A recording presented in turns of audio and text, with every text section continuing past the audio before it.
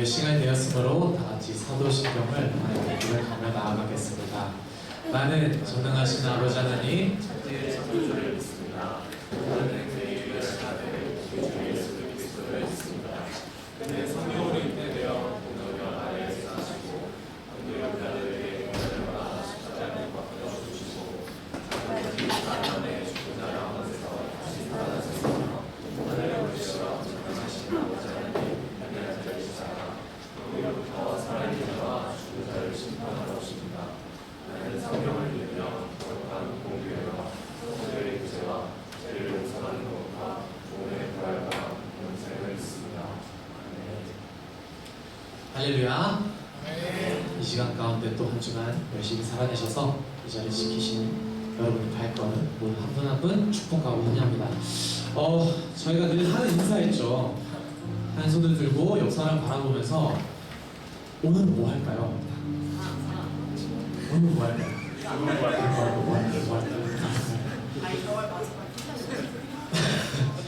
화평하겠습니다. 옆 사람을 바라보면서 오랜만에 온 친구가 있다면은 또 앞뒤를 바라보면서 어색한 친구가 있다면은 손을 흔들면서 화평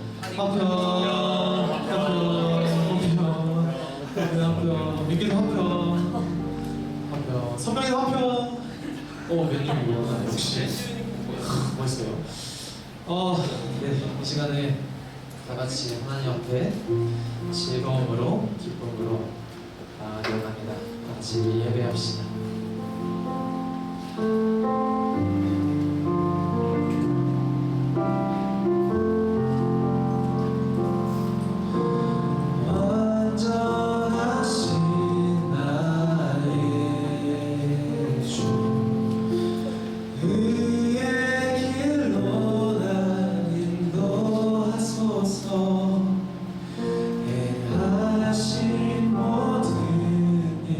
주님의 영광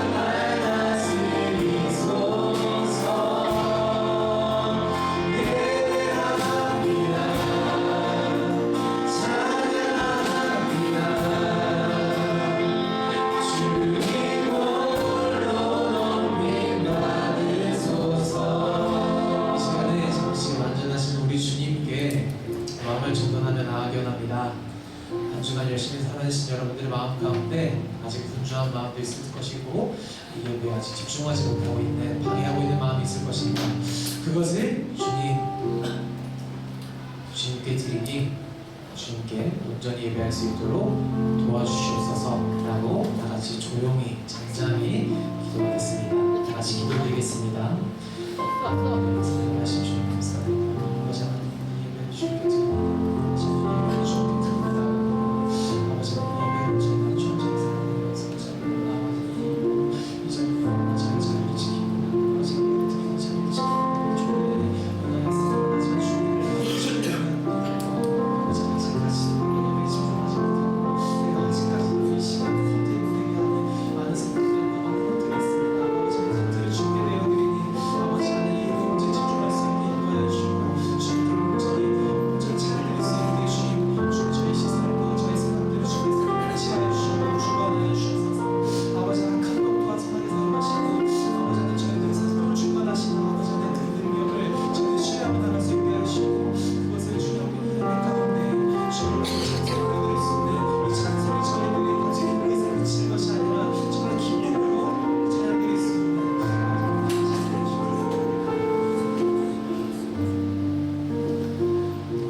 살아계신 주님 감사합니다. 이 예배에 초대하여 주시니 감사합니다. 이 자리 가운데 그 초대에 응할 수 있도록 허락하여 주시니 감사드립니다. 저희의 찬양과 저희 예배를 홀로 받아주셔서 주님만 예배하며 나가겠습니다. 살아계신 우리 구주 예수 그리스도 이름으로 기도드렸습니다. 완전하신 주님께 영광의 박수 올려드리겠습니다.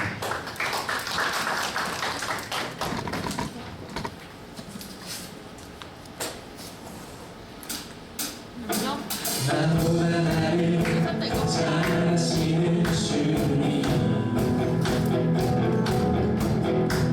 내가 주를 떠나 어디로 가겠나이까 나 어디 가든지 주 손이 나를 인도하시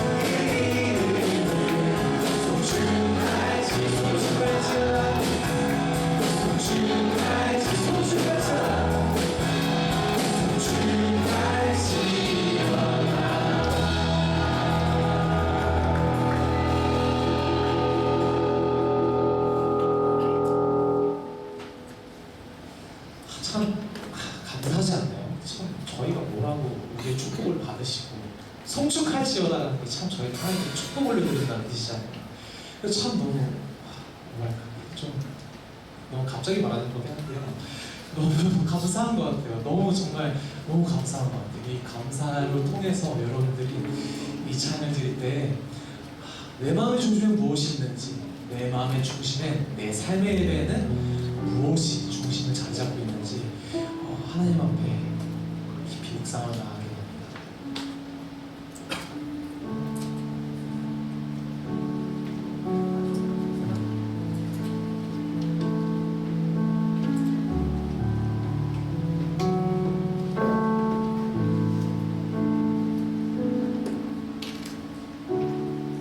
찬양의 열기 모두 끝나면 주 앞에 나와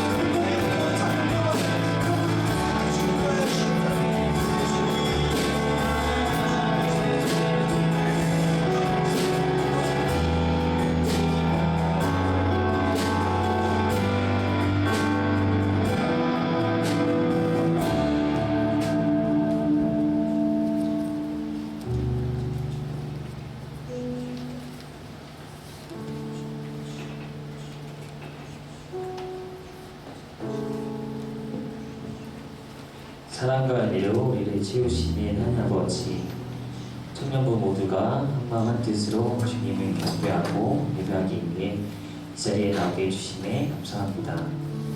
오늘 이 시간이 더욱 주님과 함께하는 예배, 거룩한 예배 되게 도와주세요. 오늘 예배 가운데 나온 우리가 순전하고 거룩한 믿음을 붙잡고 나아갑니다. 예수 그리스도의 사랑으로 우리를 회복시키시고 죄사하여 주셨던 은혜와 기쁨을 마음에 바로 세워 삶 속에서 주님이 동행하심을 우리가 느끼며 나아가기 원합니다. 소망 되신 주님을 항상 생각하고 새기며 거룩함으로 순종하는 하나님의 거룩한 백성 되게 인도해 주세요. 또한 한 주, 한 달, 올 한 해 지금까지의 삶 속에서 우리 마음의 중심과 시선이 하나님께로 향하지 않고 다른 세상의 것에 국한되어 있는 지체들이 혹시 있습니까?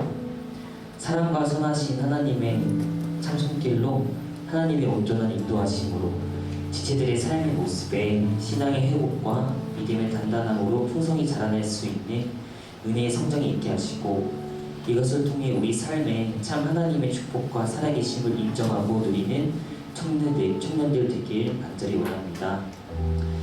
신입 성전의 증축이 지속되고 있습니다. 성령님 함께 하셔서 우리 교회의 3233 비전과 함께 말씀으로 교회가 거룩히 세워지길 원합니다. 다윗의 때에 약속하시고 솔로몬의 때에 성전 건축을 완성하셨던 하나님의 완벽하신 성품을 바라봅니다. 또 새 성전에서 우리에게 부어주실 하나님의 사랑을 기대합니다. 성전 증축에 헌신하는 많은 자들의 영혼을 축복하여 주시고 우리에게 새 곳을 허락하신 하나님의 사랑을 우리가 느끼며 나아갈 수 있게 해주세요. 새 성전에 주신 하나님의 크신 뜻을 깨달음을 통해 교회 모든 성도들이 믿음으로 하나 되게 하시고 옛것을 벗어버리고 새 것을 입으라 하신 하나님의 말씀처럼 새 성전에 들어갈 우리가 이전에 하나님께 바로 세워지지 못한 마음이 있었다면 마음을 굳건히 세우고 순종의 길을 걸어갈 수 있도록 우리의 마음을 기대로 더욱 채워주세요. 하나님께서 청년부 공동체를 사랑하여 주셔서 청년들의 믿음의 모습이 더욱 자라나고 서로 사랑으로 아껴주고 기도해주며 선을 이루어 나가는 우리가 되기 원합니다.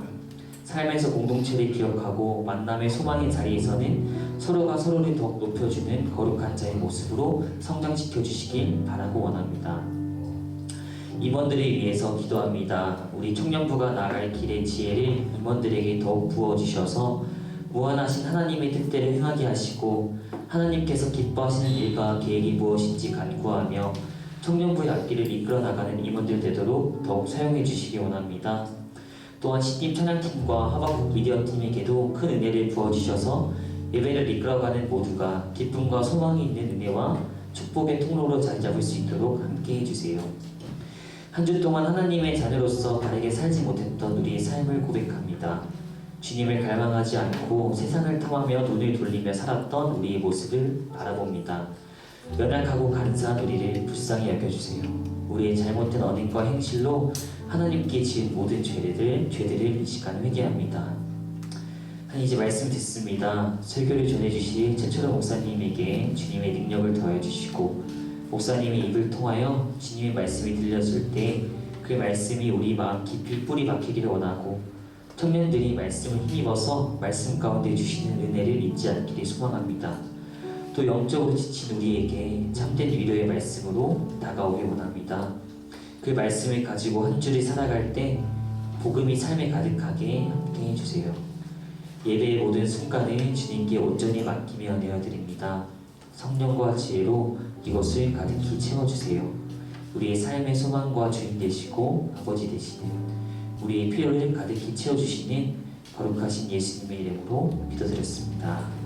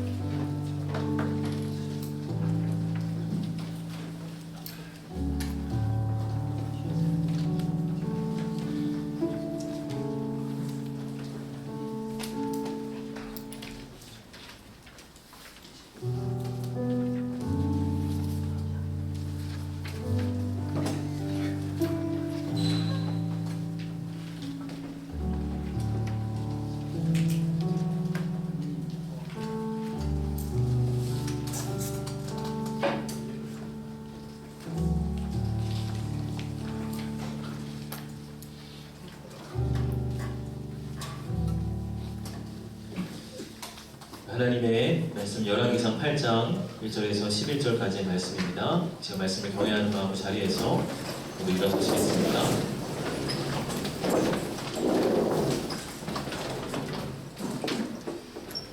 하나님의 말씀을 저와 한 절씩 교독합니다.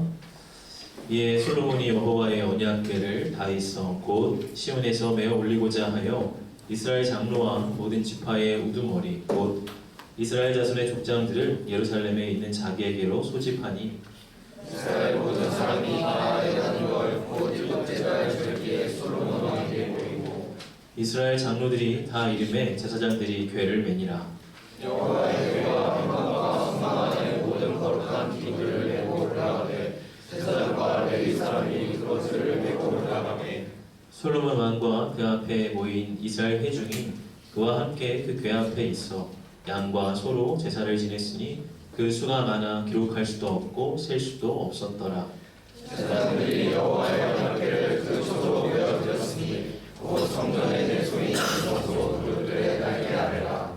그룹들이 그 궤 처소 위에서 날개를 펴서 궤와 그 채를 덮었는데 궤가 힘으로 채끝이 궤와 성소에서 보이나 밖에서는 보이지 아니하며 그 채는 오늘까지 그곳에 있으며 그 궤 안에는 두 돌판 외에 아무것도 없으니 이것은 이스라엘 자손이 애굽 땅에서 나온 후 여호와께서 저희와 언약을 맺으실 때에 모세가 호렙에서 그 안에 넣은 것이더라.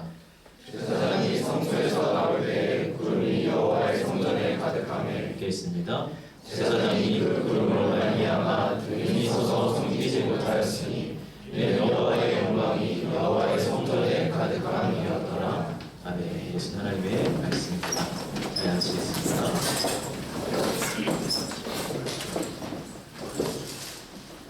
오늘 말씀은 솔로몬이 하나님의 성전을 건축하기를 마치고 언약궤를 성전으로 모시는 이야기입니다. 언약궤는 광야 시대에 모세가 하나님의 지시를 따라서 만든 것입니다. 가나안 땅에 들어온 후에는 이 언약궤는 실로에 있었던 성막에 보관이 됩니다. 그러나 전투에서 빼앗기고 이 언약궤는 블레셋 땅으로 옮겨지는 수모를 겪게 되죠. 그 다시 이스라엘 땅으로 돌아는 왔지만 바로 성막으로 모셔지지 못하고 기란 여아림에 사는 아비나답의 집에서 80년이 넘는 세월을 보내게 됩니다. 그 후에 다윗은 다윗성을 짓고 이 언약궤를 모시려고 하는데요. 그 과정 중에 실수가 발생을 하고 다시 오베데돔의 집에 3개월여간 언약궤는 임시로 보관이 되게 되죠.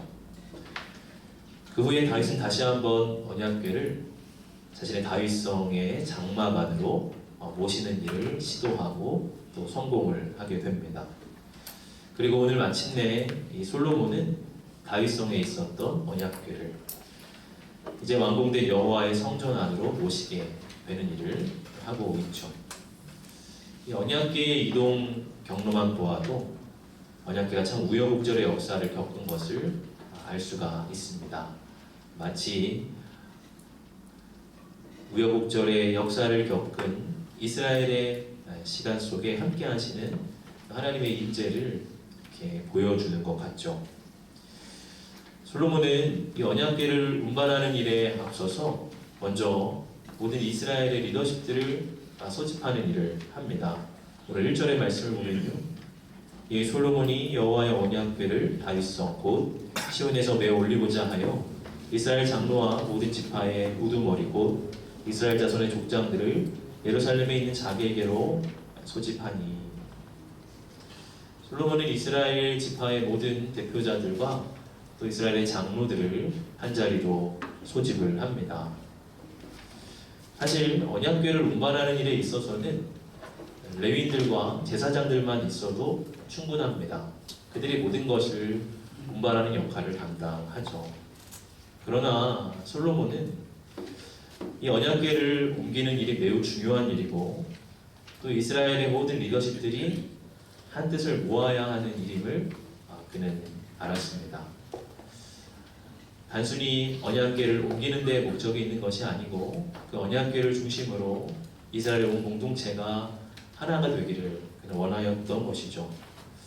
감사하게도 이런 왕의 뜻이 모든 리더십들에게 전달이 되게 됩니다. 모든 지파의 대표자들이 한자리에 모이게 되죠. 오늘 2절의 말씀을 보면 이스라엘 모든 사람이 다 에다님 월 곧 일곱째 달 절기에 솔로몬 왕에게 모이고 이스라엘의 모든 사람이 다 모였다. 그렇게 말씀을 하고 있습니다. 여기서 이스라엘 모든 사람이라는 것은 그들의 대표자들이 모였기 때문에 모두가 모인 것이라 할 수가 있겠죠. 그리고 3절에서도 이스라엘 장로들이 다 이르렀다 하는 것이 강조가 됩니다. 사실 이렇게 모든 이스라엘 리더십들이 한자리에 모인다는 일은 쉽지 않은 일이죠. 이스라엘은 12지파 체제로 나뉘어져 있습니다. 왕권 국가이기는 하지만 모든 지파들이 각각의 독립성을 또한 가지고 있었습니다. 성경을 보면 어떤 중대사 앞에 12지파를 호출하는 일들이 종종 있는데요. 거기에 몇몇 지파가 불응하는 일들도 자주 발생을 하게 되죠. 그만큼 이 12지파 전체가 한 마음을 이룬다는 것이 참 쉽지 않은 일이라는 거예요. 그러니까 일반 역사책만 보아도 늘 이 왕권과 지방 호족들 간의 긴장 관계가 있지 않습니까? 이 중앙의 왕권이 강화가 되면은 지방 호족들이 거기에 순응을 하다가도 또 왕권이 약화되면 그들의 주도권을 행사하려고 하는 모습을 우리는 보게 됩니다. 그런데 이제 여기서는 모든 지파의 대표자들과 장로들이 빠짐없이 다 모였다고 하는 것이에요. 이것은 단순히 솔로몬의 힘과 권위가 그만큼 컸다는 것을 말하는 것이 아니라 이 언약궤를 성전에 모시는 일에 대해서 모두가 귀하게 여기고 그것을 중심으로 함께 한 마음이 되었다고 하는 것이죠. 즉 이들을 온 이스라엘을 하나로 결집시켰던 힘은 바로 말씀에 있었다고 하는 것입니다. 솔로몬이 자신의 어떤 힘과 권위를 통해서 이들을 결집하려고 했다면 어떤 지파에서는 이에 대해 반발을 하고 불응하는 일들이 생겼을 것입니다. 지금 당장은 아니더라도 그것이 불만으로 내재되어 있다가 어떤 시점에 표출이 될 수가 있죠. 그러나 솔로몬이 언약궤를 성전으로 모시는 일이 필요하고 또 중요한 이름을 천명하였을 때 모든 지파의 리더십들은 그 가치에 대해서 함께 동의하고 수긍했습니다. 그거보다 더 중요한 일이 어디 있겠는가? 그렇지, 그게 중요하지. 그 가치에 한 마음을 한 뜻을 이루었기 때문에 그들이 이 자리에 함께 모일 수가 있었다고 하는 것이죠. 우리가 여기서 보게 되는 것은 말씀을 그들의 삶의 중심에 모시는 일에 리더가 진정성을 보일 때 모두가 그것을 중심으로 하나가 된다고 하는 사실입니다. 결국 교회 공동체 역시도 하나 되게 하는 힘은 한 인간에게서가 아니라 바로 말씀으로부터 나옴을 우리는 깨달을 수가 있다고 하는 것이죠. 이 공동체를 하나로 결집하고자 하는 것은 모든 리더들의 공통된 고민입니다. 어떻게 한 마음을 이룰 수 있을까? 때로 그것들을 위해서 하나 되자 열심히 부르짖기도 합니다. 어떤 경우에는 하나님에 동참하지 못하고 다른 생각들을 갖는 이들을 용인하지 못할 때도 있죠. 그것은 하나됨을 저해하는 일이고 또 그것은 공동체를 해하는 일이라고 정죄하거나 배제하고 싶은 생각에 리더는 빠질 때도 있습니다. 물론 주님은 교회 공동체가 하나 되기를 바라시죠. 성경이 하나 되게 하신 것을 힘써 지키라고 주님 말씀하십니다. 그러나 그 하나됨은 어떤 한 사람의 생각이나 카리스마를 중심으로 하나가 되는 것이 아니라 하나님의 살아있는 말씀으로 하나 되는 것이라는 거예요. 그 공동체의 중심에 하나님의 언약궤를 가져오고자 하는 그러한 진지한 노력이 있을 때에 모든 구성원들이 그 가치에 점차적으로 동의하고 그 가치를 수긍하면서 말씀을 중심으로 하나가 되게 되는 것이죠. 바로 오늘 이 현장이 하나님의 언약궤를 중심으로 온 이스라엘이 하나 되는 그런 현장을 우리에게 보여주고 있는 것입니다. 이렇게 모든 리더십들이 이렇게 예루살렘 한자리에 모였을 때에 본격적으로 궤를 운반하는 일에 착수를 하게 됩니다. 3절의 말씀을 보면 이스라엘 장로들이 다 이름에 제사장들이 궤를 매니라. 솔로몬은 이 궤를 제사장들의 어깨에 매게 하죠. 또 궤뿐만이 아니라 회막과 또 성막 안의 모든 기물들을 제사장과 또 레위인들의 어깨에 매게 합니다. 그리고 그것을 하나님의 성전으로 운반하게 하죠. 그리고 우리가 잘 알다시피 다윗은 궤를 옮기다가 실수를 범한 적이 있습니다. 이 하나님의 궤를 수레에 실어서 옮긴 것이죠. 그리고 그 과정 중에 궤가 흔들리자 우사라고 하는 사람이 그것을 붙들다가 즉시 그 자리에서 죽게 되는 일이 발생을 했어요. 하나님이 당신의 성물들을 레위인과 제사장들의 어깨에 메어서 운반하도록 하게 하신 이유는 하나님의 성물에 대한 존중심을 그들이 갖도록 하게 하시기 위함입니다. 하나님의 성물을 가벼이 여기고 함부로 대하지 못하도록 특별히 율법으로 그와 같은 규례를 정하신 것이죠. 이러한 다윗 시대의 실수를 솔로몬은 반복하지 않습니다. 그래서 어쩌면 솔로몬의 지혜일 수도 있는 것 같아요. 과거의 실수로부터 배울 수 있고 또 현재를 더 온전히 준비해 갈 수 있는 그것이 바로 솔로몬의 지혜였지 않았나 하는 생각을 하게 됩니다. 그리고 이 언약궤를 운반하는 일에 있어서 그가 얼만큼 세심하게 또 말씀을 따라 행하려고 했는지를 우리가 보게 되죠. 이 시온산에 있었던 다윗성에서 지금 새로 지어진 여호와의 성전까지의 거리는 불과 몇 킬로 정도밖에 되지 않았긴 하지만 그 가는 지형이 언덕과 골짜기를 계속 지나야 하는 그런 험한 지형입니다. 무거운 궤와 성물들을 어깨에 메고 운반하는 일들이 결코 쉬운 일은 아니죠. 제사장들과 레위인들의 온몸이 아마 그것을 옮기는 일에 땀으로 흠뻑 젖었을 것 같습니다. 그러나 이런 수고로움 속에서도 그들의 마음에는 기쁨이 가득 찬 것을 보게 됩니다. 5절의 말씀을 보면 솔로몬 왕과 그 앞에 모인 이스라엘 회중이 그와 함께 그 궤 앞에 있어 양과 소로 제사를 지냈으니 그 수가 많아 기록할 수도 없고 셀 수도 없었더라. 비록 궤를 옮기는 일은 굉장히 힘들고 또 수고스러운 일이긴 하지만 그 궤 앞에서 이스라엘은 최선을 다해서 하나님을 예배하고 찬양을 합니다. 우리가 다윗이 언약궤를 옮길 때에도 가장 인상적인 장면이 무엇입니까? 다윗이 그 앞에서 옷이 벗겨지도록 하나님을 힘껏 찬양했던 그런 모습을 우리는 기억을 하죠. 솔로몬 시대 때에도 역시 이 궤 앞에서 하나님을 기뻐하고 모든 이스라엘이 한마음 되어서 예배하는 그런 모습을 보여주고 있습니다. 그들의 마음이 축제와 같이 기쁨이 흘러넘치는 그러한 장면이죠. 이렇게 그들의 마음이 기뻤던 이유는 이 언약궤가 바로 그들과 함께 하시는 하나님을 상징했기 때문입니다. 여러분 우리가 사무엘상 4장을 보면요, 이 언약궤를 블레셋에게 빼앗기는 이야기가 기록이 돼요. 당시 제사장이었던 이 엘리가 언약궤를 빼앗겼다는 소식을 듣자 그 자리에서 충격을 받고 뒤로 넘어집니다.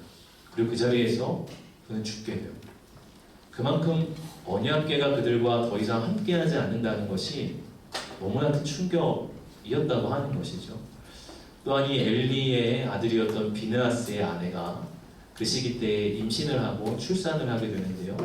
그 아들의 이름을 이가봇이라고 짓게 됩니다. 이 이가봇은 영광이 떠났다고 하는 뜻입니다. 하나님의 언약궤가 떠나면 이스라엘의 영광이 떠난 것과 같은 것이었어요. 그만큼 이 언약궤가 빼앗겼다, 이 언약궤가 다른 땅으로 넘어갔다는 것은 당시 이스라엘에게는 너무나 큰 충격이고 상실감이었다고 하는 것이에요. 그런데 이제 그토록 소중히 여기는 하나님의 언약궤를 다시금 하나님의 성전 안으로 온전히 모시게 되었으니 그럼 그들의 마음이 얼마나 기뻤겠습니까?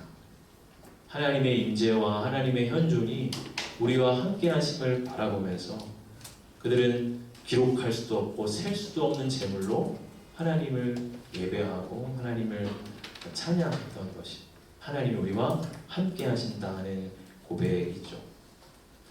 여러분, 우리의 삶의 중심에 다시 하나님의 말씀과 임재를 모실 때에도 그와 같은 기쁨이 우리 안에 있습니다. 그럼 무언가가 있어야 할 그 자리에 그것이 있다고 하는 것은 참 중요합니다. 때로 그것을 항상 놓아두는 그 자리에 그것이 없어서 난감한 경우를 우리 삶에 경험하게 되죠. 차키를 항상 놓아두는 자리에 그것이 없으면 급하게 나가야 될 때 그것을 찾느라고 진땀을 빼는 경우가 있습니다. 사소한 가위나 테이프 같은 것들 제자리에 놓여져 있어야 하는데 그것이 막상 찾으려고 할 때 없으면 굉장히 불편하죠. 사물뿐만이 아닙니다.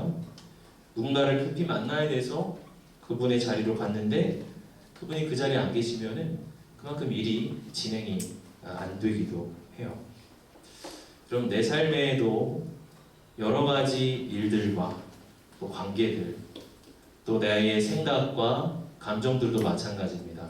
모두가 다 그것이 있어야 할 자리에 그것들을 잘 두어야 하는 것이죠. 무언가 있어야 할 그 자리에 그것이 있는 상태가 질서이고 안정입니다. 그런데 무엇보다 우리의 삶에 하나님을 하나님의 자리에 두는 일이 가장 중요하다고 하는 것입니다. 하나님이 우리의 삶에 계셔야 할 그 자리에 계실 때 나머지 모든 것들도 있어야 할 그 자리에 있게 되는 것이에요. 그러나 하나님이 하나님의 자리에 계시지 않을 때 우리의 삶의 질서가 무너지고 뒤죽박죽 되게 됩니다. 여러분, 혹시 여러분 살아가시면서 지금 여러 가지로 혼란하고 생각들이 뒤죽박죽이고 내 삶이 너무나 무질서하게 느껴진다고 한다면 하나님이 계셔야 할 그 자리에 하나님을 두지 않았기 때문일 수 있습니다. 여러분, 하나님의 말씀과 임재가 있어야 할 자리는 어디입니까? 바로 성전된 우리 자신입니다. 그곳에 이제 주님께서 거하시겠다라고 말씀하셨기 때문입니다. 솔로몬의 시대에는 하나님의 성전에 언약궤를 두고 그분의 임재를 그곳에 두었지만 이제 우리의 시대, 성령의 시대에는 하나님 바로 우리 자신을 성전 삼으시고 우리 가운데 거하시겠다고 말씀하셨습니다. 그럼 바로 우리는 우리의 존재의 중심에, 우리의 삶의 중심에 하나님의 말씀과 임재를 모셔야 합니다. 그럼 혹시 하나님의 언약궤가 있어야 할 자리에 있지 않고 다른 곳을 떠돌고 있지는 않습니까? 나에게는 있지 않고 저기 아비나답의 집에, 저기 오베데돔의 집에 그냥 거기로만 다니고 있지는 않습니까? 여러분, 혹시 하나님의 언약궤를 블레셋에게 빼앗기지는 않았습니까? 세상 가운데 분주하게 살다가 알게 모르게 이 세상이 내 삶의 가장 중요한 언약궤를 뺏어갈 수도 있습니다. 여러분, 이스라엘은 하나님의 언약궤를 빼앗길 때 그것에 대해서 너무나 참담히 여기고 망연자실했어요. 근데 어쩌면 우리는 그 언약궤를 빼앗긴 줄도 모른 채 그냥 살아가고 있을 수도 있습니다. 그리고 우리는 다시 하나님의 언약궤를 우리의 삶의 중심에 모셔야 합니다. 여러분, 때로 하나님의 언약궤를 우리의 삶에 모신다고 하는 일이 굉장히 버겁고 힘든 일일 수 있습니다. 궤를 어깨에 메고서 산비탈을 오르내려야 하는 과정처럼 버겁고 힘든 일일 수 있어요. 온몸이 땀으로 젖고 팔다리가 아리는 것처럼 애를 써야만 하는 일일 수 있습니다. 여러분, 오랫동안 큐티를 하지 않다가 다시 큐티를 하려고 하면 그거 쉽지 않습니다. 굉장히 하기가 싫고 굉장히 힘이 들어요. 여러분 오랫동안 기도 생활을 하지 않다가 다시 기도하려고 하면 계속 딴 생각만 나고 머리가 아프기 시작합니다. 여러분 우리의 삶에 하나님 말씀에 순종하려고 할 때 그 말씀을 선택하려고 할 때 우리 안에는 굉장한 몸부림이 있고 애씀이 있어요. 여러분 하나님의 임재를 다시 우리 삶의 중심에 모신다고 하는 일이 말처럼 쉬운 일이 아니라는 것이죠. 우리의 시간을 헌신해야 하고요. 우리의 마음을 드려야 하고요. 우리의 몸을 드려야 합니다. 그렇게 쉽게 편하게 가는 길은 없어요. 그러면 하나님의 언약궤를 수레에 싣고 옮겨야지. 그럼 하나님은 어쩌면 이렇게 불편한 방식으로 그들에게 명하시면서 우리의 그런 애씀을 통해서 하나님을 우리 삶의 중심에 모셔야 한다는 것이죠. 여러분 하나님의 언약궤를 우리 삶의 중심에 모시는 일은 그만큼 힘들고 때로는 괴로운 일일 수 있지만 그 과정 속에는 기쁨이 있습니다. 그 가운데 우리의 예배가 회복되게 됩니다. 여러분 이렇게 운반했던 이 언약궤가 이 성전의 내소인 지성소 그룹들의 날개 아래에 안치가 됩니다. 6절의 말씀을 보면요, 제사장들이 여호와의 언약궤를 그 처소로 메어 드렸으니 곧 성전의 내소인 지성소 그룹들의 날개 아래라. 그룹은 이 하나님을 호위하는 천사들을 말을 합니다. 이 그룹이 크게 조각되어 있어서 이 그룹의 큰 날개 아래 이 언약궤가 접혀지도록 그 지성소 안으로 모신 것이죠. 그룹의 날개가 언약궤를 덮었다는 것은 이 하나님의 임재의 거룩성을 말하는 것입니다. 그것은 인간이 함부로 가까이 가거나 함부로 손댈 수 없는 것임을 말하는 것이죠. 또한 7절을 보면은 이 언약궤에 채가 길게 있었고 또 그 채가 오늘까지 그곳에 있었다라고 말을 하고 있습니다. 이것은 하나님 임재의 역동성을 말하는 것입니다. 여러분 사실 이 언약궤에 더 이상 채는 필요가 없습니다. 이 채는 이 언약궤를 운반할 때 어깨에 매기 위해서 두는 것이죠. 그럼에도 불구하고 하나님은 이 언약궤의 그 채를 그대로 두도록 하셨어요. 여러분 그것은 하나님의 임재가 이 성전에만 국한된 것이 아니라 백성들이 이동하는 어느 곳이나 함께 그 임재가 함께함을 의미하기 위해서, 그것을 말하기 위해서 이 채를 그대로 두도록 하셨어요. 그리고 하나님의 임재의 역동성이죠. 또한 그 궤 안에 무엇이 있었는가를 말씀을 하고 있는데요. 9절의 말씀을 보면 그 궤 안에는 두 돌판 외에 아무것도 없으니 이것은 이스라엘 자손이 애굽 땅에서 나온 후 여호와께서 저희와 언약을 맺으실 때에 모세가 호렙에서 그 안에 넣은 것이더라. 그 궤 안에는 모세가 시내산에서 받은 십계명의 두 돌판 외에는 아무것도 없었다. 그렇게 말씀하고 있습니다. 그리고 히브리서 9장 4절을 보면요, 이 언약궤 안에 돌판과 또 아론의 쌍난 지팡이와 또 만나를 담은 금 항아리가 있었다라고 말하고 있어요. 히브리서 9장 4절인데요. 같이 한번 읽어볼까요? 금향로와 사면을 금으로 싼 언약궤가 있고 그 안에 만나를 담은 금 항아리와 아론의 쌍난 지팡이와 언약의 돌판들이. 히브리서를 보면 이 언약궤 안에 이렇게 세 가지의 성물이 들어 있었다라고 기록이 되고 있습니다. 그런데 우리가 오늘 읽은 이제 본문에는 그 언약궤 안에는 두 돌판 외에는 아무것도 없었다.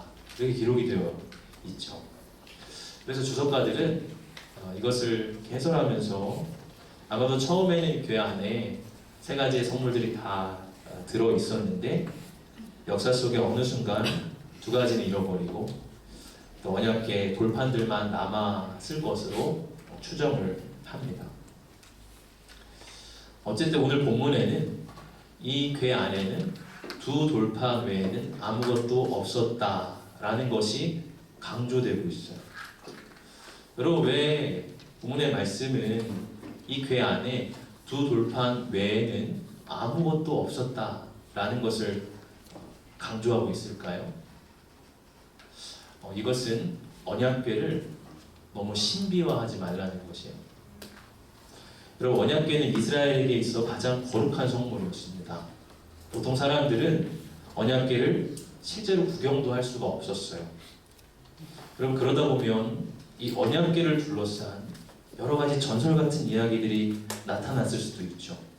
언약궤 안에 도대체 무엇이 들어있을까? 저렇게 거룩한 저 성물 안에는 도대체 뭐가 있는 것일까? 사람들 안에 아마 이런 이야기들이 전설처럼 떠돌았을 수 있습니다. 이런 것을 궁금해하고 호기심을 갖고 이 언약궤 자체를 신비스럽게 여기는 어떤 민간 신앙들이 나타났을 수 있습니다. 우리가 이스라엘 역사를 보면 모세가 들었던 노뱀이라든지 또 기드온이 만들었던 금 에봇이라든지 그 자체를 우상화하는 일들 때문에 문제가 생기는 경우를 많이 보게 돼요. 하물며 이 언약궤도 그렇게 신비화되고 우상화될 수가 충분히 있었겠죠. 그러나 오늘 본문의 저자는 그 언약궤 안에는 너희와 하나님 사이에 맺은 언약의 두 돌판 외에는 아무것도 없었다라고 못을 받고 있습니다. 언약궤 자체를 신비화하는 것이 아니라 하나님의 언약의 말씀대로 순종하며 살아가는 단순한 삶이 중요하다는 것이죠. 그래서 우리는 기독교를 종교를 비신화한 종교라고 말을 합니다. 여러분, 종교의 특징은 스스로를 신화하는 것입니다. 교주들은 자신들을 신비주의로 가려버리죠. 우상들은 화려한 형상으로 뭔가 신비감을 자아내려고 합니다. 그러나 기독교는 그런 모든 것들을 비신화합니다. 그런 신비의 베일을 벗겨버리고 있는 그대로의 하나님의 말씀과 뜻을 우리 가운데 나타내십니다. 여러분, 이러한 비신화의 정점은 무엇입니까? 바로 예수님의 성육신입니다. 하나님의 아들이신 예수님께서 우리와 똑같은 사람이 되시고 당신을 있는 그대로 우리에게 보이시고 나타내셨어요. 우리로 하여금 진리를 듣기만 하는 게 아니라 만진받게 하셨습니다. 그래서 예수님이 이렇게 말씀하십니다. 요한복음 15장 15절인데요. 같이 한번 읽어봅시다. 이제부터는 너희를 종이라 하지 아니하리니 종은 주인이 하는 것을 알지 못함이라. 너희를 친구라 하였느니 내가 내 아버지께 들은 것을 다 너희에게 알게 하였습니다. 우리를 친구라 이렇게 말씀하세요. 그래서 예수님이 허심탄회하게 우리에게 모든 것들을 다 말씀하셨다는 거죠. 마치 친구에게 털어놓듯이 우리에게 모든 진리의 비밀들을 다 털어놓으셨다고 하는 것입니다. 궤 안에는 두 돌판 외에 아무것도 없었다라는 것도 그런 비신화의 맥락에서 읽혀요. 여러분, 두 돌판은 결국 무엇입니까? 하나의 돌판은 하나님 사랑에 대한 가르침입니다. 그리고 또 하나의 돌판은 이웃의 사랑에 대한 가르침입니다. 결국 하나님 사랑과 이웃 사랑 외에는 아무것도 없다는 것이요. 어떤 호기심을 자아내고 뭔가 대단한 것이 있다고 이야기하는 거짓 신비에 속지 말고 오직 하나님 사랑과 이웃 사랑의 단순한 삶을 살아가라는 거예요. 그것이 하나님 우리에게 요구하시는 것이라는 겁니다. 하나님 사랑과 이웃 사랑 외에는 아무것도 없다. 그럼 우리 신앙의 삶도 어떠합니까? 결국 하나님 사랑과 이웃 사랑 이 두 돌판 외에는 아무것도 없는 거예요. 여러분, 이단들의 특징이 무엇입니까? 아무도 모르는 걸 자기들만 알고 있다고 주장하는 것이에요. 그러면서 성경 해석에서 매우 기이한 방식으로 이상한 것들을 이끌어냅니다. 거기에 초월적인 진리가 있고 비밀한 신비가 있다고 말합니다. 사람들은 그걸 들을 때 와, 뭔가 있는 것 같다. 기존 교회에서는 이거 가르쳐주지도 않았는데 야, 신기하네. 이렇게 해도 되네. 그런 생각을 하면서 미혹해요. 그러나 우리는 그런 거짓 신비에 속지 않아야 합니다. 하나님 사랑과 이웃 사랑이라는 단순한 진리를 떠난 다른 진리는 없습니다. 제수강을 통해서 그 청년들과 아우구스티누스의 고백록이라는 책을 이제 읽고 있는데요. 이제 시작하기 전에 청년들에게 고백록이 얼마나 대단한 기독교의 고전이고 아우구스티누스는 기독교 역사 속에 가장 으뜸가는 그런 신학자고 근데 이 고백록이 읽기가 쉽지 않을 텐데 정말 좀 어려운 책인데 이렇게 제가 막 신비주의 전략으로 이 청년들한테 이 고백록을 이야기를 했어요. 그래서 굉장히 어려울 거고 뭔가 심오할 거라는 생각을 가지고 청년들과 이제 재수강을 지난 어제 2주차 하게 됐는데 막상 읽어보니까 결국 그 책도 하나님 사랑과 이웃 사랑을 이야기하는 거예요. 청년들이 그 책을 읽어가면서 어떤 혼란하고 처음 듣는 그런 이야기인 것이 아니라 오히려 하나님을 사랑하고 이웃을 사랑해야 하는 그런 단순한 진리를 다시 한번 깊이 확인하고 또 새기는 그런 시간이 되었습니다. 제가 한 번에 우리 청년들에게 제 설교 지론에 대해서 말을 한 적이 있는데 제 설교 지론 중에 하나는 클리셰를 두려워하지 말자라는 거예요. 클리셰를 두려워해서 뭔가 창조적인 것을 말하려고 하다가 설교가 하나님 말씀 아닌 엉뚱한 다른 곳으로 흘러가 버릴 수가 있기 때문이죠. 그럼 하나님 말씀 우리가 어떤 호기심과 흥미 때문에 있는 것이 아닙니다. 여러분 결국 우리가 하는 모든 성경 공부와 책 읽기, 예배와 설교는 항상 클리셰예요. 두 돌판 외에는 아무것도 없습니다. 하나님 사랑, 이웃 사랑 그것이 항상 우리가 붙드는 진리입니다. 물론 그것을 찾아가는 과정 속에서 우리는 다양한 묵상과 나눔 또 질문들을 할 수 있습니다. 그러나 결국 그 모든 것들이 모아져서 지향하는 바는 결국 하나님 사랑과 이웃 사랑으로 향해 가야 한다는 것이죠. 그것이 바로 이 언약계의 신앙이 우리 가운데 보여주는 것입니다. 여러분 이렇게 하나님 사랑과 이웃 사랑을 다시 한번 공동체 안에 모시게 될 때 어떤 일이 벌어집니까? 오늘 10절과 11절입니다. 같이 한번 읽어봅시다. 제사장이 성소에서 나올 때 구름이 여호와의 성전에 가득하매 제사장이 그 구름으로 말미암아 능히 서서 섬기지 못하였으니 이는 여호와의 영광이 여호와의 성전에 가득함이라. 구름이 성전을 가득 채우게 됩니다. 구름은 하나님의 임재의 상징이죠. 성전을 짓는 일은 열왕기상 6장부터 시작됐습니다. 그 6장, 7장에 걸쳐서 이 성전이 얼마나 꼼꼼하고 또 얼마나 완벽하게 지어졌는지를 상세하게 기술하고 있어요. 그런데 6장, 7장의 모든 인간의 노력이 성전이 성전되게 하는 건 아니라는 거예요. 8장에 와서야 하나님의 언약궤를 이 성전에 모실 때야 비로소 하나님이 그 가운데 임재했습니다. 성전 안에 얼마만큼 완벽하고 또 얼마만큼 온전하게 그것을 건축하고 지었는가, 그것이 성전을 성전되게 하는 것이 아니라 하나님의 언약궤를 그 성전 가운데 모실 때 또 그곳 가운데 임재하시는 하나님의 임재가 바로 성전으로 하여금 성전되게 하는 것입니다. 저는 오늘 이 본문을 읽으면서 성막 예배와 성전 예배에 대해서 이렇게 묵상을 하게 됐어요. 결국 이것은 성막 예배에서 또 성전 예배로 넘어가는 그런 이제 전환점에 이렇게 서 있는 것이죠. 그럼 성막 예배와 성전 예배 어떤 차이가 있을까요? 성막 예배는 불편합니다. 성막 시대에는 옮길 때마다 매번 어깨에 메어서 성물들을 운반해야 됐어요. 그리고 다시 어떤 장소에 가면 성막을 치고 그 성물들을 놓아야 됐어요. 그런데 이제 성전이 완공된 뒤에는 더 이상 그런 번거로움이 사라졌습니다. 그것이 그들에게는 큰 감사였을 수 있습니다. 이제 불안정한 시대를 끝내고 그렇게 안정된 장소에서 하나님을 예배할 수 있음이 그들에게는 하나님의 큰 은혜로 여겨졌을 거예요. 근데 여러분, 한편 너무 안정되고 편하다는 것에 함정이 있을 수 있습니다. 때로 특별한 건물이 없이 예배하는 교회 이야기를 들을 때가 있습니다. 학교 강당을 빌린다거나 또 공연장을 빌린다거나 하는 식으로 예배 공간을 사용하는 것이죠. 그럴 때는 매 토요일마다 그야말로 이 주일에서 예배 세팅을 어깨에 짊어지고 스피커도 메고 건반도 메고 의자도 메고 막 세팅을 해야 돼요.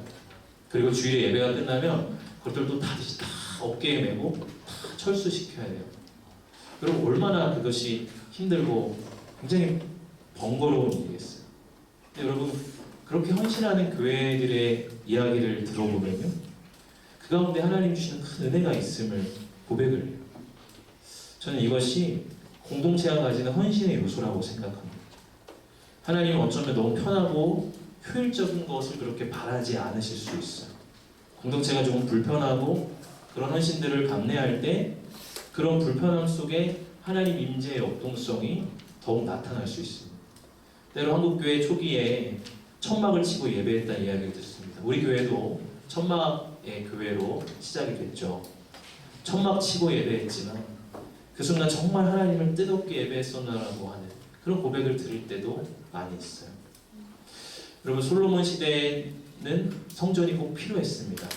그 시대적인 상황이 성전을 요구했고 하나님 역시도 성전의 건축을 허락하시고 또 그 가운데 임재하심으로써 그것을 성전의 예배를 인정하셨습니다. 그러나 중요한 것은 성막이냐 성전이냐 그 외형에 있는 것이 아닙니다. 어떤 시스템이 얼마나 잘 되어 있고 얼마나 편하고 쾌적하게 예배할 수 있느냐가 중요한 것이 아닙니다. 그 공동체가 하나님의 언약의 말씀을 소중하게 여기는가, 하나님 사랑과 이웃 사랑을 그 중심에 놓고 있는가, 그것을 붙들고 씨름하는가가 중요한 것이. 바로 그런 공동체 가운데 하나님은 당신의 임재를 충만히 부어주십니다. 그리고 바로 그러한 하나님의 임재가 교회로 하여금 진정 교회되게 하는 절대적 요소인 것이죠. 사랑하는 여러분, 우리 공동체가 하나님의 임재를 사모하는 교회 되기를 원합니다. 특별히 우리 성전 중축을 행하면서 어쩌면 우리는 성막의 시대를 지금 보내고 있을 수 있어요. 이 예배당 안의 집기들을 우리 청년들이 다 손으로 어깨에 내고 나르는 그런 수고도 감당을 했죠. 처음에는 이런 공간에서 어떻게 예배할까 그런 걱정도 했지만 저는 이렇게 계속 예배 처소를 옮겨 다니면서 제가 이 시간을 통해 배우는 것은 하나님은 진실하게 말씀을 붙들고 예배하는 공동체 가운데 함께 하신다는 것입니다. 그 공간이 어떠하든지 그 환경이 어떠하든지 하나님의 임재는 제한받지 아니하고 말씀을 진정으로 붙드는 공동체 가운데 어느 때든지 충만히 임하신다는 것입니다. 이제 우리는 그 성전이 증축되고 나면 그곳으로 들어가게 될 거예요. 여러분 그 속에 하나님을 향한 감사와 기쁨과 예배가 있을 것입니다. 그러나 우리가 잊지 않아야 할 것은 그런 환경적인 요소가 교회를 교회되게 하는 것이 아니라는 사실입니다. 우리가 어떤 환경에 있든지 또 어느 곳에 머물든지 늘 하나님 사랑, 이웃 사랑, 언약의 말씀을 우리의 중심에 둘 때 하나님의 임재가 그 가운데 있을 때 그것이 바로 진정한 교회라고 하는 사실입니다. 우리가 오늘 이 하나님의 진리를 붙잡고 우리 영광교회 청년 공동체가 더 나아가서 우리 효성 영광 공동체가 진정한 하나님의 교회를 이루어가기를 주의 이름으로 축복합니다. 자, 함께 찬양합시다.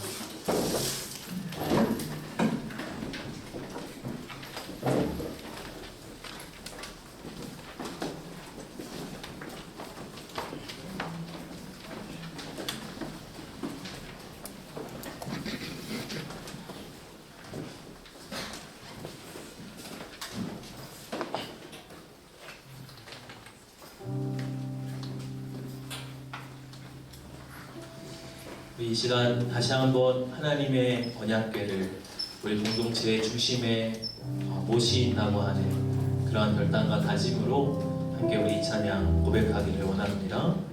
말씀 앞에서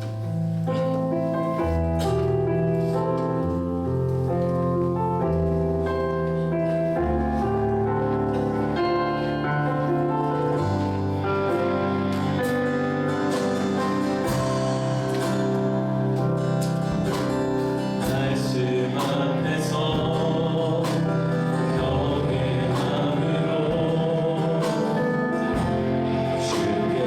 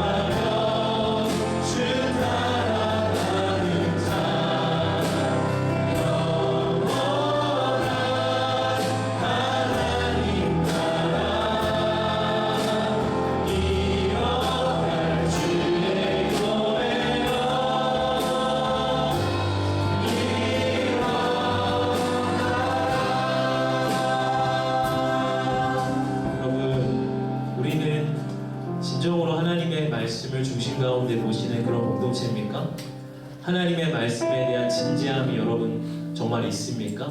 이 공동체가 단순한 나의 호기심과 나의 흥미를 만족시키는 것이 아니라 정말 하나님의 복음의 진리를 알고자 하는 그런 진지함과 갈망이 여러분 정말 우리는 있는 그런 공동체입니까? 만약 그렇다면 우리 가운데 하나님의 임재가 충만할 것입니다. 여러분 우리가 어떠한 환경과 상황과 눈에 보이는 외형이 중요한 것이 아니라 진정으로 하나님의 사랑과 이웃사랑의 언약의 말씀을 붙들고 살아가려고 하는 진지한 추구가 있을 때 그 언약궤를 어깨에 짊어지고 가는 그러한 애씀이 우리 가운데 있을 때 하나님 공동체를 사랑하시고 그것 가운데 하나님의 임재로 함께 하실 것입니다. 여러분 저는 우리 공동체가 정말로 그러한 공동체 되기를 원합니다. 진지하게 진리를 추구하는 공동체 되기를 원해요. 하나님의 복음을 깊이 알아가기를 열망하는 청년들이 이곳에 모이기를 원해요. 그냥 단순한 재미, 오락, 엔터테인 너무나 부수적인 것이에요. 우리의 중심에는 하나님의 언약궤, 하나님의 말씀과 임재가 정말로 있어야 합니다. 우리 좀 그것을 사모하시면서 우리 청원공동체뿐만이 아니라 특별히 성전의 증축을 하는 과정 가운데 있는 우리 교회 가운데 그러한 하나님의 임재에 대한 사모함과 하나님 말씀의 추구에 대한 진지함이 우리 가운데 있는 그러한 교회로 세워져서 하나님 기뻐하시고 하나님이 쓰시는 아름다운 교회로 우리가 세워져 가기를 원합니다. 우리 총회공동체와 우리 요사롱과 공동체를 놓고서 우리 함께 같이 기도함으로 나아갑시다. 주여 하나님 당신의 말씀을 하나님 진지하게 여깁니다. 하나님 복음의 진리를 우리는 무엇과도 바꾸지 않겠습니다. 하나님의 복음에 하나님의 공동체의 존재와 생명을 걸겠습니다. 하나님 어떠한 오락과 아버지 어떤 분위기로 하나님의 공동체를 세워져 가는 것이 아니라 하나님의 언약과 하나님의 말씀과 하나님의 임재 가운데 하나님의 공동체가 빚어져 가고 세워져 가는 것임을 아버지 하나님 기뻐합니다. 하나님의 복음을 중심으로 우리 모든 리더십들이 하나님을 위하여 주시옵소서.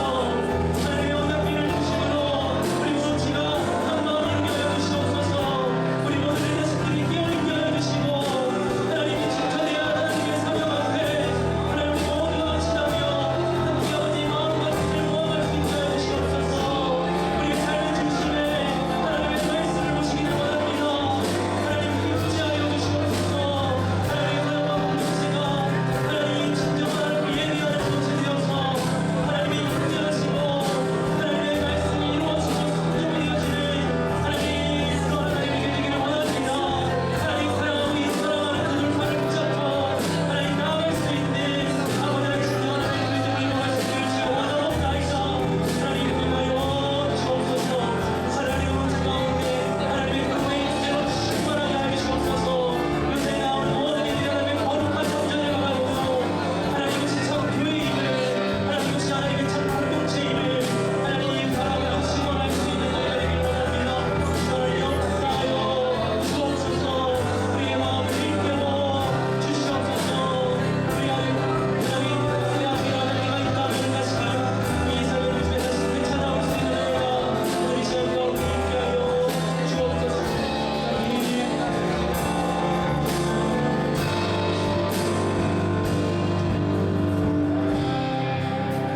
하나님 오늘 주신 말씀에 감사합니다. 다시 우리의 공동체의 중심에 하나님의 언약궤를 모십니다.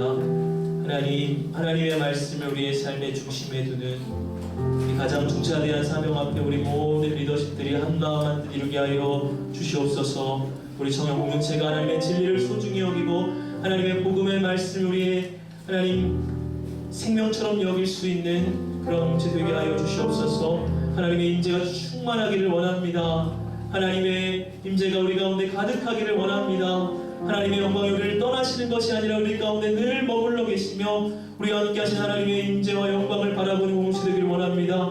특별히 하나님 우리 교회가 성전의 증수의 과정 속에 있사오니 하나님 모든 과정들을 주께서 주장하여 주시옵소서. 그 성전 가운데에도 하나님이 임재하시사 이 성전의 예배를 기쁘게 받으심을 하나님이 인쳐 주시옵소서. 우리가 그것을 바라며 소망하며 기도하며 나아가는 우리 모든 공동체가 그러한 하나님의 임재 가운데 하나님 기뻐 기뻐하며 예배할 수 있게 하옵소서. 이 시간 하나님 앞에 예물 올려드립니다. 주정원금으로 새성령 추원금으로 11조 예물로 드립니다. 또한 내용을 소생시키시고 자기를 위하여 이 길로 인도하시는도다 고백하며 감사 예물 드리는 하나님 예물이 있습니다. 또 하나님의 때에 순적히 인도하심에 감사드립니다. 나의 영이 살아나 활력 있는 삶을 살게 하심에 감사드립니다. 감사의 고백을 올려드리는 예물이 있습니다. 우리 청년들의 모든 하나님 향한 예물과 고백과 헌신을 받아 주시옵소서.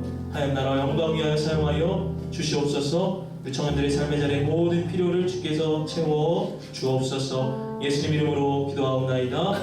아멘.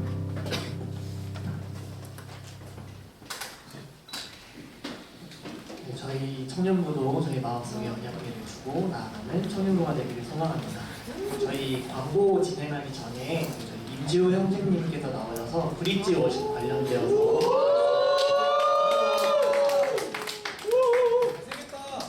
님의 선배님이다.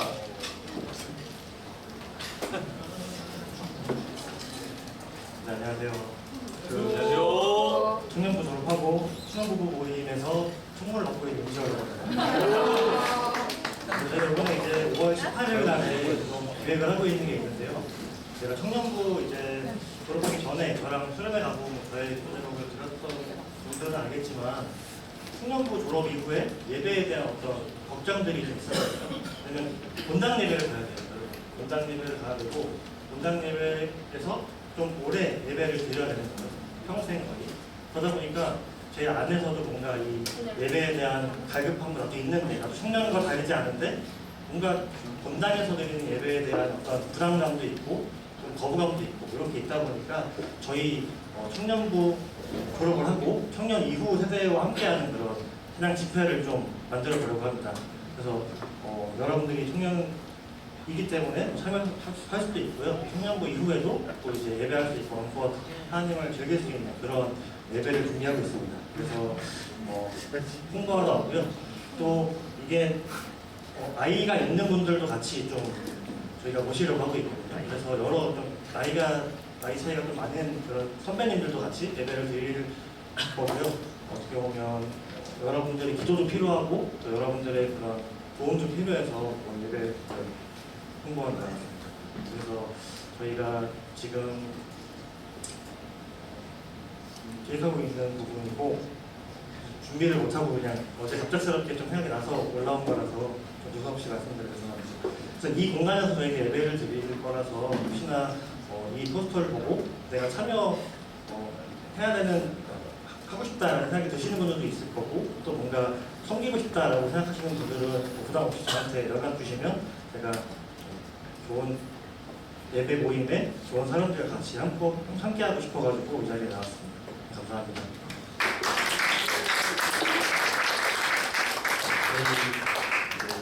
청년 이후 세대들과 함께 알아갈 수 있는 그런 자리니까 관심 있으신 분들은 임지호 형제님께 말씀해 주시면 감사하겠습니다. 첫 번째 광고입니다. 2024년 4월 캠페인 두 번째 열린 히라입니다. 저희 잠원이고요. 두 번째로 이제 임원 팀장 리더 리트릿이 다음 주에 예정되어 있습니다. 그래서 다음 주 출발 시간은 오후 4시 20분이어서 소그룹이 좀 일찍 끝나시고 이곳에서 모여서 출발하면 되겠습니다. 그리고 오늘 원래 총모임이 예정되어 있었는데요.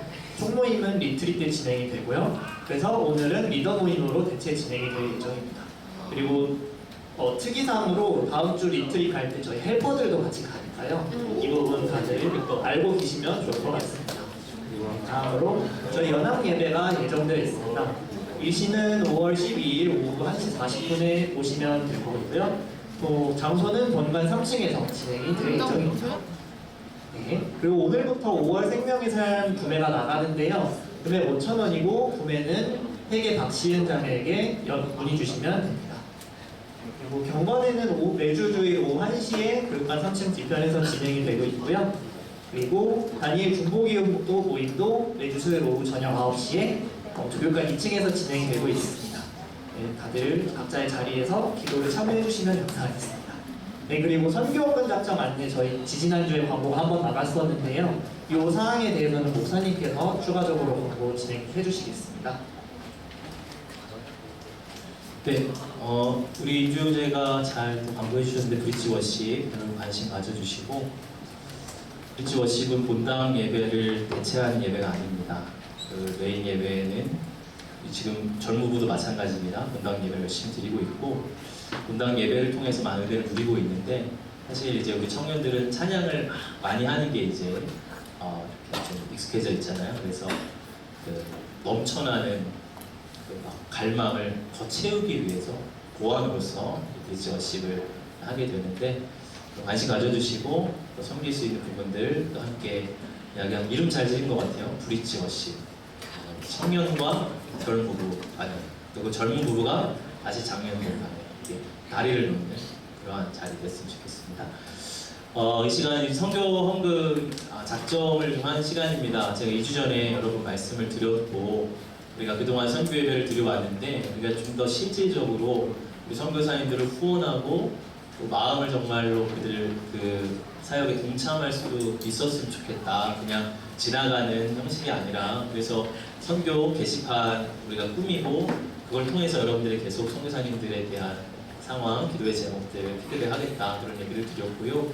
우리가 그곳에 직접 가지 못하죠. 비전 트립 먼저 1년에 한 번씩 가죠. 근데 평상시에는 가지 못하지만 우리가 할 수 있는 것은 기도와 물질이라고 생각을 합니다. 그래서 여러분들이 지금 결단하시는 그 헌금은 우리 선교사님들에게 매달 세 분의 선교사님에게 10만 원씩 1년 동안 이렇게 보내드리게 되고요. 그분들은 그것이 굉장히 소중합니다. 이런 이제 후원의 금액들이 결국에 모여서 이제 귀한 사역들이 이루어가는 것인데 여러분 마음을 한번 좀 모아주시고 여러분이 자원해서 할 수 있는 만큼 뭐 매달 얼마 혹은 1년에 나는 얼마를 드린다 이렇게 두 가지 방식으로 여러분 결정하실 수 있는데 한번 작은 금액일지라도 좀 마음을 정말 자원해서 한번 좀 모여서 제 목표는 선교사님들에게 보내는 모든 헌금에 대해서는 교회 재정이 아니라 우리 청년들이 정말 결단한 선교 금액으로 보냈으면 좋겠다 하는 것이 목표예요. 네, 감사합니다.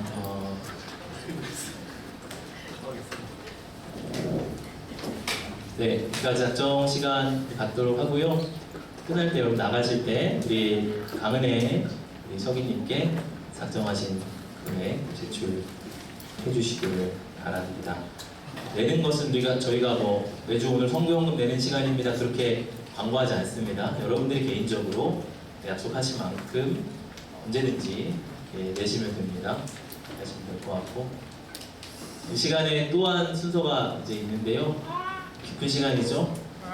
우리 오늘 또 정회원으로 임명되는 지체가 있어서 축하하고 축복하는 시간으로 하겠습니다. 고이상 형제 앞으로 오실 때 큰 박수 보내주시기 바랍니다.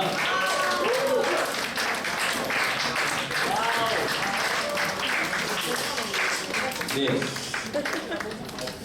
너무 이제 기쁜 시간입니다. 네, 우리 교회 와서 등반하고 1년 동안 꾸준히 정착한 지체들을 축하하고 축복하는 그런 시간인데요. 이제 우리 고이사 형제 와서 벌써 이제 시팀에서 일렉으로 우리 섬겨주잖아요. 그래서 참 찬양의 시간을 정말 풍성하게 채워주고 섬겨주고 계셔서 너무 감사합니다.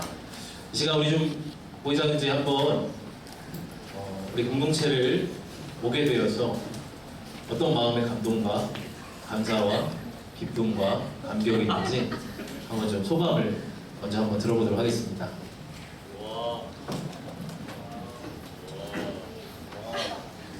잘생겼다. 와 멋있다. 벌써 1년이나 됐다는 게 좀 되게 신기하네요. 사실 코로나 때 교회 안 나가기 시작해서 좀 오래 안 다녔었거든요. 그러다가 다니게 됐는데 그 전에 1년 조금 넘었는데 그 전에 일요일에는 제가 어떻게 살았는지 이제 기억이 안 날 정도로 이제 일요일에 굉장히 감사함을 느끼면서 교회를 다니고 있거든요. 앞으로도 좀 이런 감정이 좀 오래 갔으면 하는 바람이 있습니다.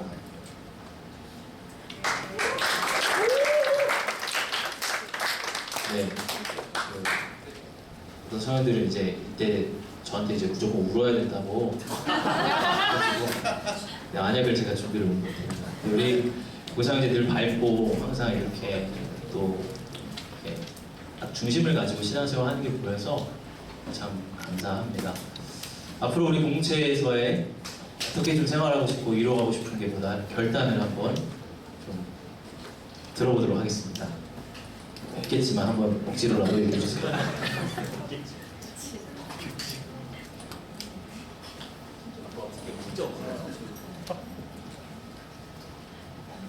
되게 당황스럽네요.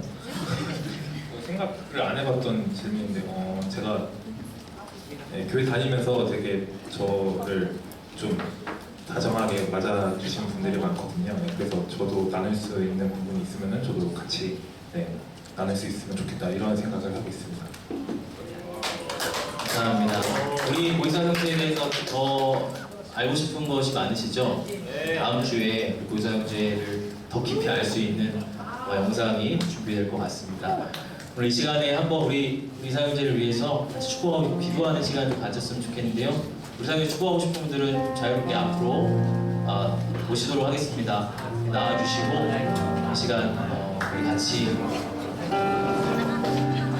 축복하고 우리 기도합시다.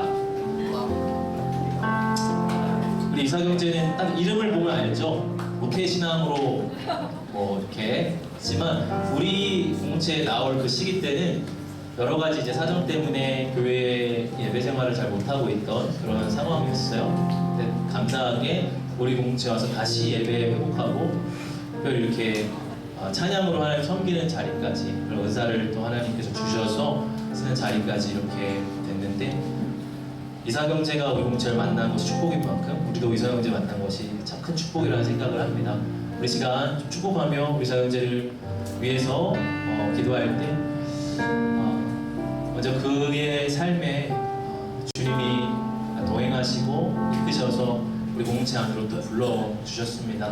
이 만남이 계속해서 우리에게 축복이 될 수 있도록 우리 이사경제가 우리 공동체 안에서 하나님을 더 깊이 알아가고 또 말씀과 사랑을 더 나누어 갈 수 있는 그러한 삶으로 계속해서 불러주시도록 또 그의 삶에 개인적인 기도의 제목들 또 하나님 앞에 바라고 소원하는 것들 또 있을 줄 압니다. 하나님 그의 기도 가운데 응답하여 주시고 그의 삶을 인도하여 주시도록 이 땅에서 하나님 나라 주신 소명을 이루어가는 아름다운 삶이 되어지도록 우리 사경제를 이 시간 축복하면서 함께 같이 기도하도록 하겠습니다. 하나님 아버지 감사합니다. 우리 사경제를 하나님 우리 공동체 가운데 이렇게 보내어 주시고 하나님 뿌리 내리게 하여 주시고 함께 하나님의 나라를 섬겨갈 수 있는 특권을 주님 허락하여 주시니 감사합니다. 하나님 우리 이사경제 하나님 이곳에서 하나님 함께 신앙생활 해가며 우리 주님을 더 깊이 알아가는 내가 있기를 원합니다. 그에게 주신 은사를 따라서 세우신 그 자리 하나님 찬양으로 영광 돌리게 하여 주시고 아버지 하나님 그의 삶의 여정 속에 주님 늘 동행하여 주셔서 그가 기도하고 하나님 앞에 고백하며 고민하는 것들마다 하나님 선한 하나님 시원의 대로를 주님 열어 주시옵소서. 하나님 그의 삶의 하나님 여정이 하나님과 동행하는 여정 되어서 이 땅에서 복음을 증거하고 하나님 살아계심을 나타낼 수 있는 아름다운 하나님 일상의 삶이 되어질 수 있도록 은혜 베풀어 주옵소서. 우리 하나님 맺어진 이 우정과 하나님 믿음의 아버지 하나님 교제가 끊어지지 아니하고 우리가 주 안에서 한 가족과 한 공동체임을 계속해서 선포하며 나아갈 수 있는 그를 되게 하여 주옵소서. 하나님 우리 이사경제를 우리 공동체 가운데 보내어 주시고 아름다운 교제를 주 안에서 나누어 갈 수 있게 하시니 감사합니다. 하나님 그가 이곳에서 보여주고 또 흘려준 그의 많은 은사와 또 그가 가진 성품과 또 그의 섬김의 모습이 우리 공동체 안에 잘 흘러가 많은 공동체 우리 지체들에게 유익이 되게 하시고 또 열매가 되게 하여 주옵소서. 우리 이사경제가 우리를 만난 것이 축복이듯이 우리가 이사경제 만남이 또한 축복임을 고백합니다. 이제 주 안에서 한 가족이 되고 한 공동체가 되었음을 우리가 더 깊이 확인하게 하여 주시고 주님께서 맺어주신 이 교제가 더 깊고 풍성해지게 하여 주옵소서. 그의 삶의 여정 속에 기도하고 소원하는 것들이 있을 줄 압니다. 하나님 들어 응답하여 주시고 그의 삶에 하나님의 살아계심을 간증과 감사의 제목들이 더 넘쳐나게 하여 주옵소서. 그래서 하나님 이 시대에 하나님을 증거하고 복음을 나눌 수 있는 그러한 아름다운 이삭의 삶이 되어질 수 있도록 은혜 베풀어 주옵소서. 감사드리며 축복하오며 주 예수 그리스도 이름으로 기도하옵나이다. 아멘. 이 시간 축복의 박수 드리도록 하겠습니다. 네. 선물이 준비되어 있나요? 네, 이 선물을 한번 전달해 주시기 바랍니다. 네, 선물 봉투가 나오네요. 꽃과 우리 선물 전달해 줄 때 우리 큰 박수로 다시 한번 축복하도록 하겠습니다. 아마 들어가지 마시고 바로 서 계신 우리 C팀이 바로 축복을 해줄 것 같은데요, 그죠?